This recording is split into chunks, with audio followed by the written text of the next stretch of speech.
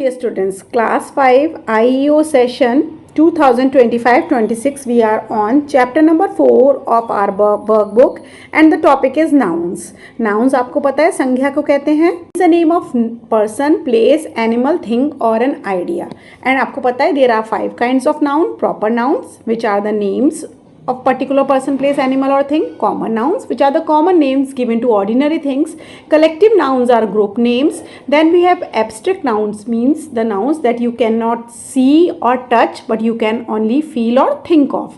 Then we have material nouns. Material nouns are the objects from which things are made. तो इसी के basis पे exercise ए हमें दी है, choose the correct abstract noun to fill in the blanks. Abstract noun को choose करना है. एब्स्ट्रैक्ट नाउन में फिर बता देती हूँ, they are the nouns that you can not see or touch but you can only think of. चलिए, let's begin with the first part. She is always admired for her dash in solving problems. उसकी admiration यानी कि उसको सब like करते हैं क्योंकि जो उसकी problem solving technique है. तो because of her wisdom, wisdom माने उसकी जो समझदारी है to solve the problems, to tackle the situation. The correct option of first is C part. Second, The dash of a child changes a mother's mood instantly. बच्चे की क्या हरकत mummy का मूड अचानक से या तुरंत चेंज कर देती है? The correct option is laughter. Laughter होती है हंसी. You cannot touch someone's हंसी. You can only feel. So the correct option of second is the C part. Third, I am in a state of dash after the announcement. मैं announcement करने के बाद इस स्थिति में था. किस स्थिति में था? The correct option is the B part here, confusion. मैं confusion की स्थिति में था.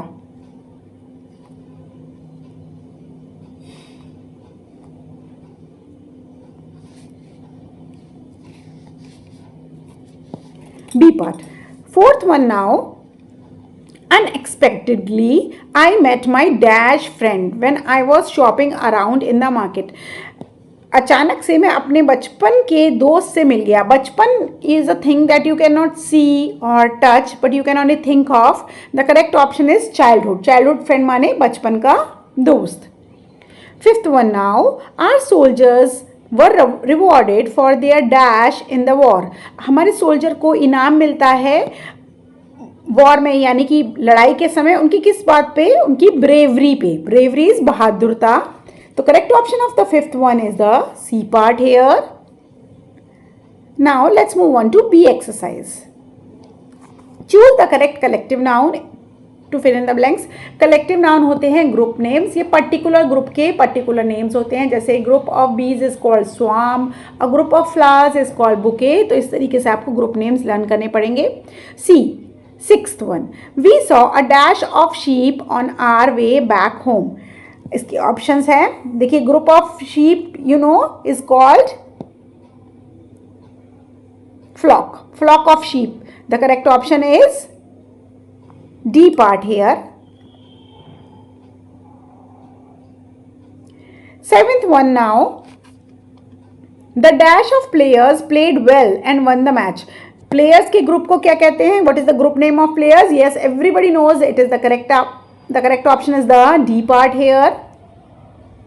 Eighth one now.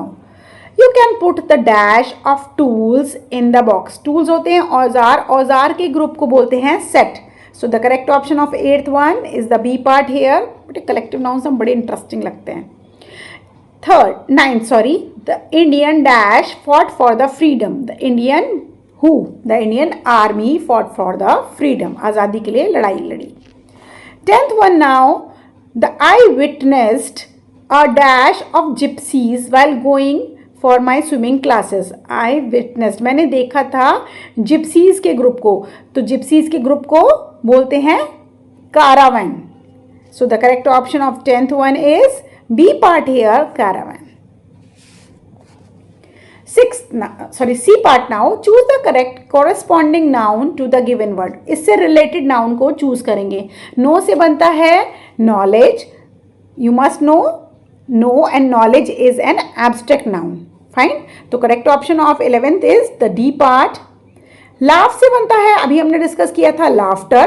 It is also an abstract noun. So the correct option of 12th is B part here. 13 strong से बनती है स्ट्रेंथ, स्ट्रेंथ होती है हिम्मत, ताकत, and that is the D part here. It is also an abstract noun. 14th one write से बनता है writing, writing is also an abstract noun. 15th one now obedient, obedient से बनता है obedience यानी कि आज्ञाकारी होना, किसी की बात मानना, that is B part here. Very interesting exercise. Now let's come to the D option, D exercise. Choose the type of noun for the underlined word. जो भी word underline दिया है आपको बताना है वो कौन सी कैटेगरी को belong करता है. The family gathered around the dinner table to celebrate Thanksgiving. Family, देखिए एक family में बहुत सारे लोग होते हैं और मैंने बताया जो group name होता है that is a collective noun. Yes, you guessed it right. The correct option of 16th is D. Family is a collective noun. 17th, his kindness towards the poor is truly evident of his generosity. Kindness, उसकी kindness. Can you touch someone's kindness? नहीं, kindness को touch नहीं कर सकते, तो ये हो गया हमारा abstract noun. The correct option of the 17th is the D part. 18th one now, will you be visiting the Eiffel tower next week. Eiffel tower एक पर्टिकुलर बिल्डिंग का नाम है, किसी बिल्डिंग का नाम होना is a proper noun. You guessed it right. The correct option of the 18th is the B part here. 19th one now, I found the novel Three Men in a Boat interesting to read. देखिए ये एक नाम है एक novel का, एक novel का नाम होना is a proper noun. So the correct option of the 19th is again the C part. 20th question, I forgot to keep the bunch of keys, now I have to stay out. Bunch of keys, group of keys is called bunch. It's a collective noun. The correct option of 20th is C part. E exercise now, find the odd one out. सारे एक ही group को belong करते हैं, या तो सारे collective noun होंगे, एक एब्स्ट्रैक्ट होगा, सारे एब्स्ट्रैक्ट होंगे, कोई प्रॉपर होगा. सो इस तरीके से ऑड वन आपको फाइंड आउट करना है. 21st, gang, bouquet, school, mount Everest.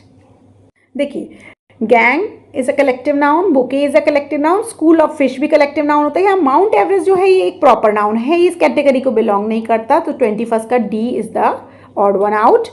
22nd, teacher, doctor, army, toddler. Teacher, doctor, toddler ये सब कॉमन नाउन्स है. Army is a collective noun here. So the odd one out is C part here. 23rd पे चलेंगे. Gulliver's Travel, it's a proper noun. Harry Potter is a proper noun. Titanic is a proper noun. ये सारे novels के नाम हैं. Novel word एक common noun है. So the odd one out is the D part here. 24th, committee, flock, fleet. These are collective nouns. Railway station is a common noun. So the odd one out of 24th is the C part. 25th, honesty, loyalty, motherhood, these are abstract nouns. The odd one out of 25th is B, men. It's a common noun. Achiever section पे चलते हैं. Choose the correct option to fill in the blanks. The United Nations is an international organization that intends to maintain peace and security. The correct option is the B part here.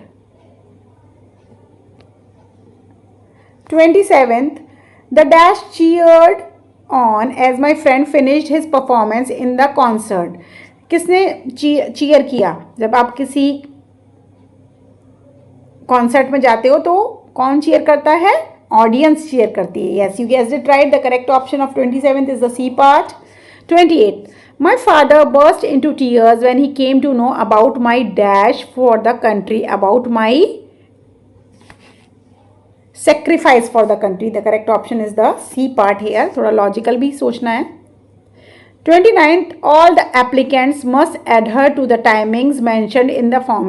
Applicants means जिन्होंने apply किया है, तो जिन्होंने apply किया है वो है applicants. The correct option is B part, common noun. Find the odd one out. 30th, dealer, client, candidate, ये सारे common nouns है. Crowd is a collective noun here. So the correct the odd one out of 30th is the D part. तो इसी के साथ खत्म हो गई है नाउन्स की एक्सरसाइज।